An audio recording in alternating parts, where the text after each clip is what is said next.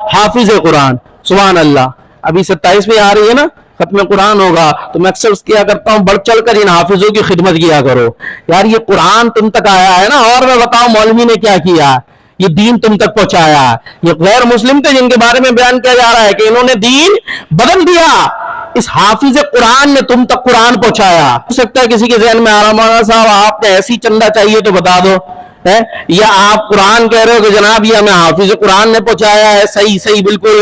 अरे कुरान के बारे में तो खुद कुरान में इन्ना नहनु नज़्ज़लना ज़िक्रा व इन्ना लहू लहाफिज़ून, कि बेशक हमने कुरान को नाजिल किया और हम ही इसकी हिफाजत करते हैं। तो कुरान की हिफाजत का जिम्मा तो अल्लाह ने लिया है। लेकिन याद रखिएगा, आयत तो आपने याद कर ली, बड़ी अच्छी बात है, अल्लाह बिल्कुल हिफाजत फरमाता है, लेकिन ये दुनिया आलम में असबाब है। अल्लाह ताला ने हर चीज यहाँ असबाब के तहत रखी है, अल्लाह ही हिफाजत फरमाता है, लेकिन उस अल्लाह ने इस कुरान की हिफाजत का जरिया ये हाफिज कुरान बनाया। हाफिज कुरान भी है और मुहाफिज कुरान भी है।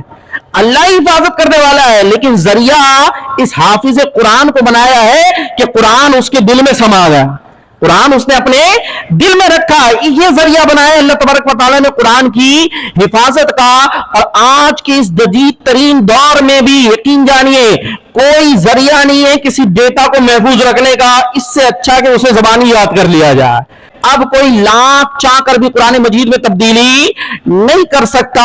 हम बच्चे बच्चे को हाफिज बनाते हैं और बनाते रहेंगे, क्योंकि ये हाफिज कुरान रहेगा तो कुरान रहेगा। कोई हो सकता बोले भाई छपा हुआ मौजूद है, लाखों की तादाद में है, क्या जरूरत है हाफिज की, आप क्यों बिला वजह में हाफिज को चढ़ा रहे हो? आप कहते हो छपा हुआ मौजूद है ना, बिल्कुल मौजूद है। जरा कुरान पाक पढ़ना, उस छपे हुए को अगर रखा हुआ ना ऊपर, उसको जरा मिट्टी झाड़ लेना और उसको पढ़ना। जब कुरान खत्म होगा ना तो वहां पर एक मोहर लगी हुई दिखेगी, आप जाके देख लेना, और उस मोहर पे पता है क्या लिखा होगा, मैं हाफिज फला बिन फला, एक एक हर्फ मैंने इस कुरान का पढ़ लिया है, मैं हाफिज गारंटी देता हूं ये कुरान बिल्कुल सही लिखा हुआ है। तुम्हारा लिखा हुआ भी जो है ना हाफिज की गारंटी पे होता है। अगर फर्ज करो उससे कोई गलती रह जाए तो अगला पढ़ने वाला भी कौन होता है, हाफिज कुरान, वो फौरन उंगली रख देगा, नहीं भाई यहाँ जेर का जबर लगा हुआ है, कंपनी को इत्तला दी जाए, सही करो। बात समझ में आ रही? तो लिखे में भी अगर गलती कर दे कोई, छाप दे इस तरह के, तो नुस्खे फौरन पकड़े जाएंगे। कौन पकड़ेगा? हाफिज। अगर सिर्फ लिखे हुए पे डिपेंड हो तो आप में पढ़ने वाले इतने क्या पता चलेगा कहां गलती हो रही है। तो जो तो कहते हैं ना लोग मौलवी ने क्या किया है, मैं कहता हूं तुम्हें तुम्हारा दीन दिया। तो कितना बड़ा मकाम होगा इस कारी का, इस हाफिज का।